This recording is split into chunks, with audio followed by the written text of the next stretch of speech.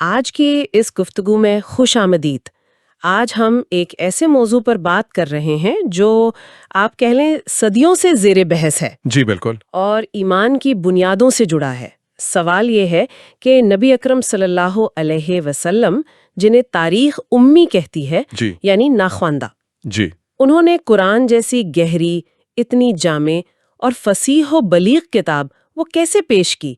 یہ بات بظاہر تو بڑی حیران کن لگتی ہے۔ بالکل، اور یہی حیرانی کی بات جو ہے اسلامی روایت میں آپ صلی اللہ علیہ وسلم کی نبوت کی ایک بہت بڑی دلیل سمجھی جاتی ہے۔ اچھا، جی ہاں، یہ کوئی کمزوری نہیں بلکہ اسے ایک طاقت کے طور پر پیش کیا جاتا ہے۔ تو آج ہم اسی نقطے کو سمجھنے کی کوشش کریں گے کہ آپ صلی اللہ علیہ وسلم کا امی ہونا، جی یہ نبوت کی دلیل آخر بنتا کیسے ہے؟ جی اور اس کے لیے ہم خاص طور پر مولانا سید ابو اعلی مودودی کی کتاب سیرت سرور عالم، جی ہاں اس میں جو تجزیہ ہے اسے سامنے رکھیں گے، جی ہاں جو ان کی تحقیق اور قرآن و سنت کی تشریح پر مبنی ہے۔ جی ہماری بات چیت کا محور یہی رہے گا کہ مولانا مودودی نے قرآن کی آیات اور جو تاریخی روایتیں ہیں ان کی روشنی میں اس معاملے کو کیسے دیکھا ہے، کیسے پیش کیا ہے، اور جو اعتراضات وغیرہ اٹھائے جاتے ہیں۔ ہاں، اور جو سوالات اٹھتے ہیں ان کا جواب کیسے دیا ہے انہوں نے۔ ٹھیک، تو مقصد یہ ہے کہ ہم سمجھ سکیں کہ اس دلیل کی بنیاد کیا ہے آخر، اور اس کی اتنی اہمیت کیوں ہے۔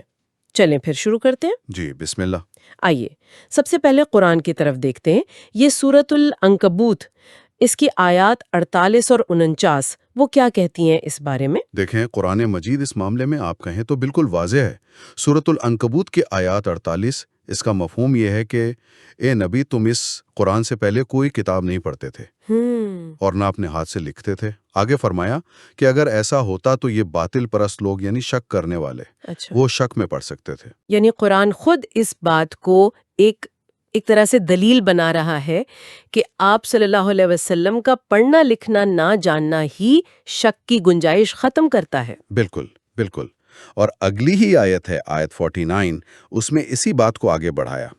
مفہوم یہ ہے کہ دراصل یہ قرآن تو روشن نشانیاں ہیں ان لوگوں کے سینوں میں جنہیں علم عطا ہوا ہے، اور ہماری آیات کا انکار تو بس ظالم لوگ ہی کرتے ہیں۔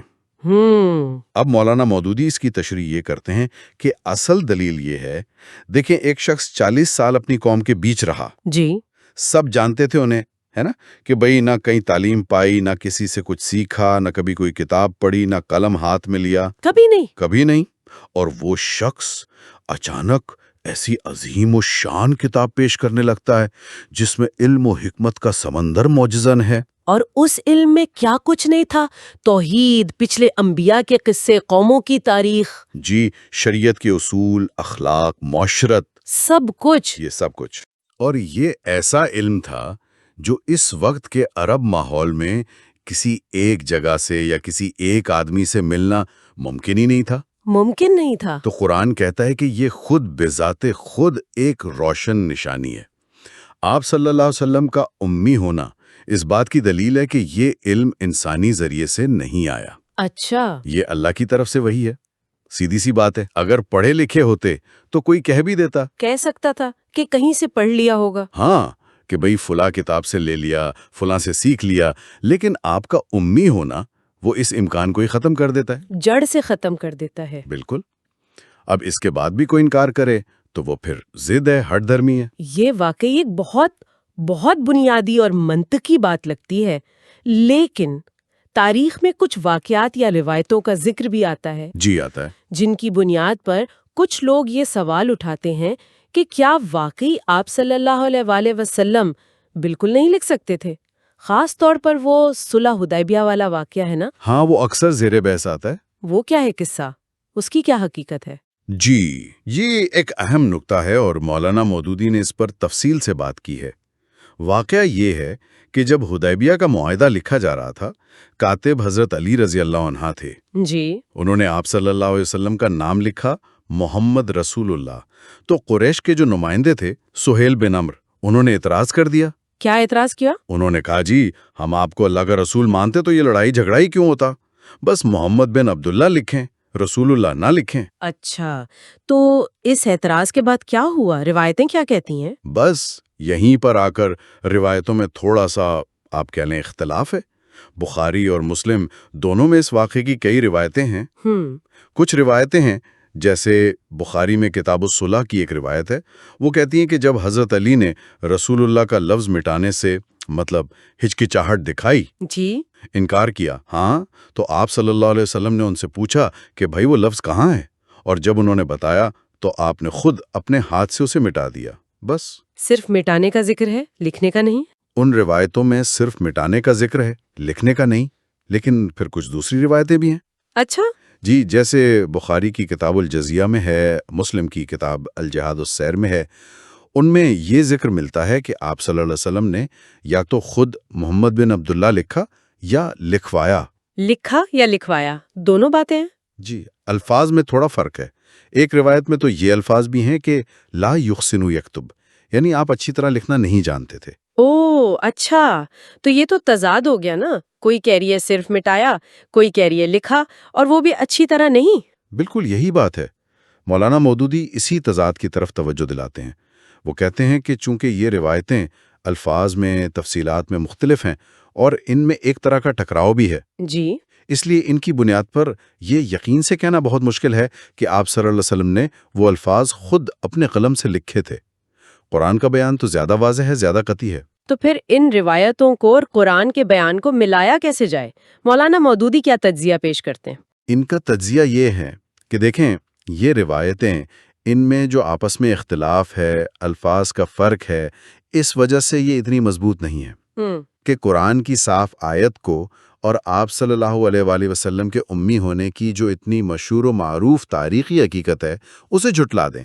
ٹھیک، ایک ممکنہ صورت وہ یہ بتاتے ہیں کہ بھئی ہو سکتا ہے جب حضرت علی نے مٹانے سے معذرت کی تو آپ صلی اللہ علیہ وآلہ وسلم نے ان سے جگہ پوچھ کر وہ لفظ رسول اللہ خود مٹا دیا ہو، اچھا، کیونکہ کسی لکھی ہوئی چیز پر قلم پھیر دینا وہ لکھنے کے برابر تو نہیں ہوتا نا۔ نہیں، وہ تو مٹانا ہوا۔ بالکل، لیکن جو متبادل الفاظ تھے، یعنی محمد بن عبداللہ، وہ آپ صلی اللہ علیہ وآلہ وسلم نے خود نہ لکھے ہوں، بلکہ کسی اور سے لکھوا دیے ہوں۔ ہاں، کسی دوسرے خاطب سے لکھوا دیے ہوں۔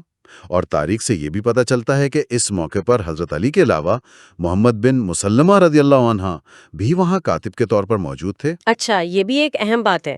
جی، تو ہو سکتا ہے یہ کام ان سے لے لیا گیا ہو۔ خلاصہ یہ ہے کہ ان روایتوں کی بنیاد پر یہ ثابت کرنا کہ آپ صلی اللہ علیہ وسلم لکھنا جانتے تھے، یہ ممکن نہیں لگتا، خاص طور پر قرآن کے واضح بیان کے مقابلے میں تو بالکل نہیں۔ یہ وضاحت کافی معقول لگ رہی ہے کہ بھئی روایتوں میں خود ہی اختلاف ہے اور وہ قرآن کے واضح حکم کو رد نہیں کر سکتی۔ اچھا، ایک اور بات بھی سننے میں آتی ہے، اگرچہ شاید کمزور سند سے ہو، کہ آپ صلی اللہ علیہ وسلم نے زندگی کے بالکل آخری دنوں میں لکھنا پڑھنا سیکھ لیا تھا۔ اس بارے میں کیا ہے؟ جی، یہ ایک روایت کا ذکر ملتا ہے۔ امام ابن ابی شیبہ نے اپنی کتاب المصنف میں اسے نقل کیا ہے۔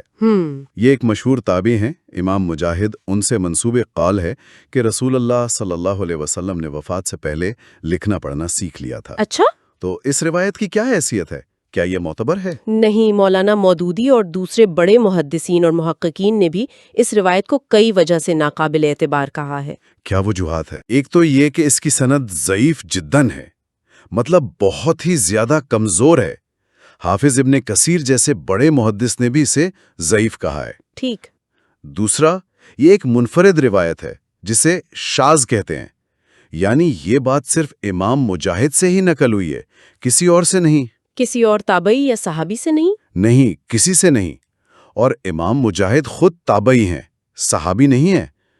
انہوں نے یہ بھی نہیں بتایا کہ انہیں یہ بات کس صحابی سے پتہ چلی۔ اچھا، یہ تو سند کا مسئلہ ہو گیا۔ جی، اور تیسرا نقطہ جو شاید زیادہ اہم ہے وہ عقلی ہے۔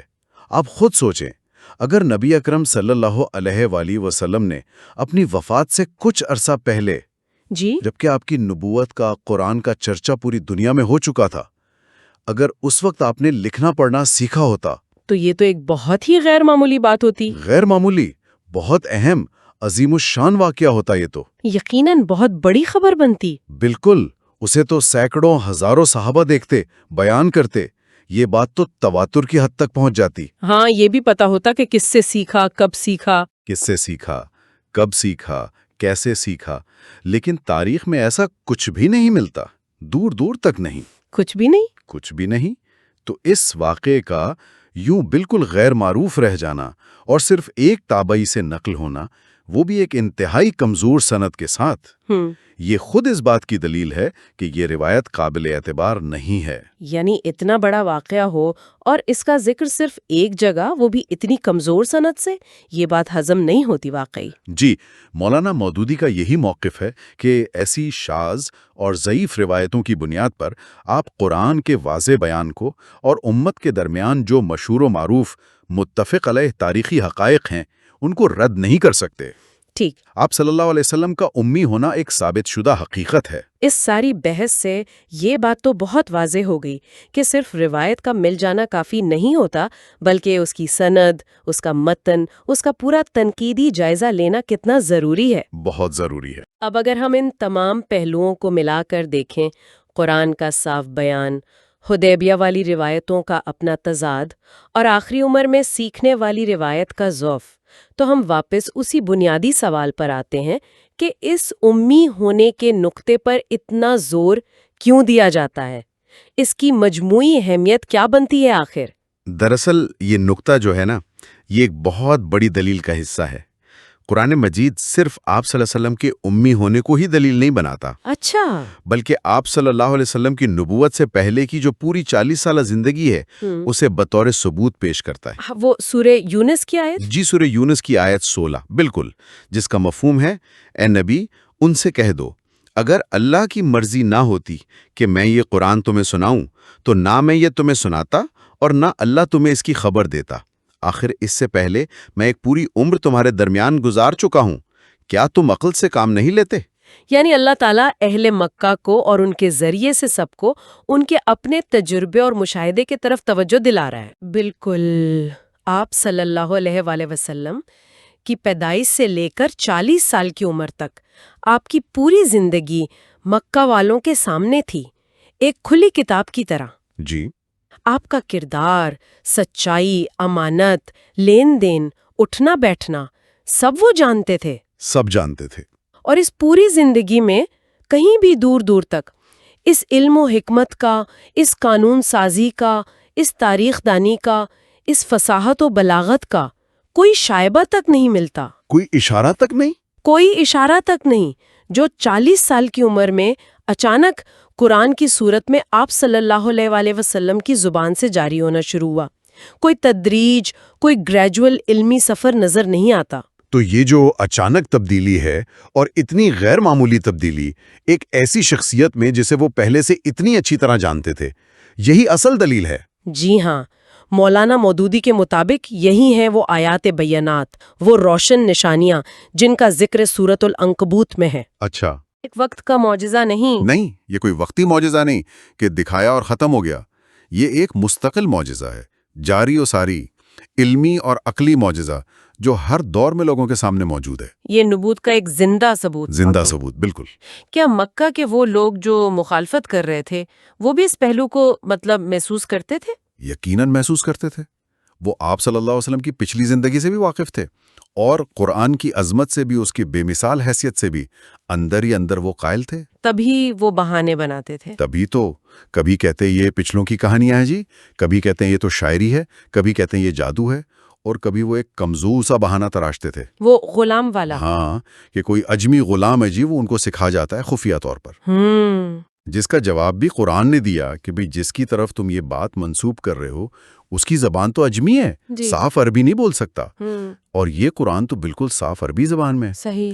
حقیقت یہ ہے کہ وہ اس تضاد کو سمجھ رہے تھے۔ وہ حیران تھے کہ یہ شخص جو کل تک ہمارے درمیان ایک تاجر تھا، ایک عام شہری تھا، وہ آج اتنا گہرا، اتنا انقلابی کلام کہاں سے لا رہا ہے؟ لیکن ماننے کو تیار نہیں تھے۔ بس ماننے کو تیار نہیں تھے۔ اسی لیے پھر سورۃ العنکبوت میں آگے اللہ نے فرمایا، آیات 50-51، جی بالکل، جس کا مفہوم ہے کہ وہ کہتے ہیں کہ اس شخص پر اس کے رب کی طرف سے نشانیاں یعنی حسی معجزے کیوں نہیں اتاری گئیں؟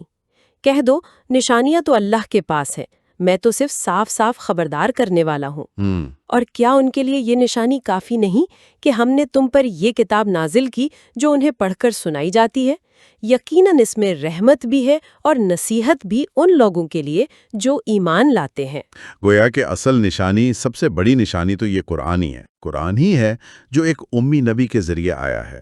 تو اگر ہم ساری گفتگو کو سمیٹیں، خلاصہ کریں تو نقطہ یہ بنتا ہے کہ نبی اکرم صلی اللہ علیہ وآلہ وسلم کا امی ہونا، جی جب اسے قرآن کے اس بے مثال اور جامع علم، اس کی گہرائی، اس کی لازوال فصاحت و بلاغت کے ساتھ ملا کر دیکھا جاتا ہے، بالکل تو یہ اس بات کی ایک انتہائی قوی اور آپ کہہ لیں عقلی دلیل بن جاتا ہے کہ اس کلام کا سرچشمہ کوئی انسانی نہیں ہو سکتا، نہیں ہو سکتا، بلکہ یہ الہی ہے، اور اس کے خلاف جو روایتیں پیش کی جاتی ہیں ان کا اگر تنقیدی جائزہ لیا جائے جیسا مولانا مودودی نے کیا جی تو وہ اس بنیادی دلیل کو کمزور کرنے کے لیے کافی ثابت نہیں ہوتی۔ بالکل درست، آپ نے صحیح خلاصہ کیا، اور یہ تجزیہ ہمیں یہ بھی سکھاتا ہے کہ اسلامی روایت میں ایمان کے معاملات کو سمجھنے کے لیے صرف عقیدت ہی کافی نہیں، جی بلکہ تاریخ، متن کا گہرا مطالعہ، روایتوں کی جانچ پڑتال اور عقلی دلیل، ان سب کی کتنی اہمیت ہے۔ یہ صرف سنی سنائی باتوں پر یقین کرنے کے بجائے جو قابل مشاہدہ حقائق ہیں، جو تاریخی سیاق و سباق ہے، جو منطقی دلائل ہیں، ان کی بنیاد پر ایمان کو مضبوط کرنے کا طریقہ ہے۔ واقعی یہ ایک نہایت اہم اور آپ کہیں فکر انگیز پہلو ہے جس پر شاید اتنا غور نہیں کیا جاتا۔ جی، آخر میں ایک نقطہ شاید سامعین کی اپنی سوچ اور تحقیق کے لیے چھوڑا جا سکتا ہے ضرور۔ کہ اگر ہم ایک لمحے کے لیے صرف یہ پڑھنے لکھنے کی بحث سے آگے بڑھ کر دیکھیں جی اور یہ فرض کر لیں صرف ایک لمحے کو کہ یہ کلام کسی بیرونی یعنی الہی ذریعے سے نہیں آیا تھا، تو پھر سوال یہ پیدا ہوتا ہے کہ یہ جو عظیم الشان تبدیلی آئی، اس کی کیا وضاحت ہے؟ ہاں، اس کی کیا وضاحت ممکن ہے؟ ایک امی شخص، 40 سال کی جانی پہچانی زندگی، اور پھر اچانک ایسا کلام، ایسی تعلیمات، ایسی شخصیت، اور پھر ایسا انقلاب جس نے تاریخ کا دھارا بدل دیا۔ پوری دنیا کا، نہ صرف عرب بلکہ پوری دنیا کا۔ اس سب کی مکمل، مربوط اور منطقی وضاحت کیا ہو سکتی ہے؟ اگر یہ وحی نہیں تھی تو پھر کیا تھا؟ یہ وہ سوال ہے جو ہر سوچنے سمجھنے والے انسان کو غور کرنے کی دعوت دیتا ہے۔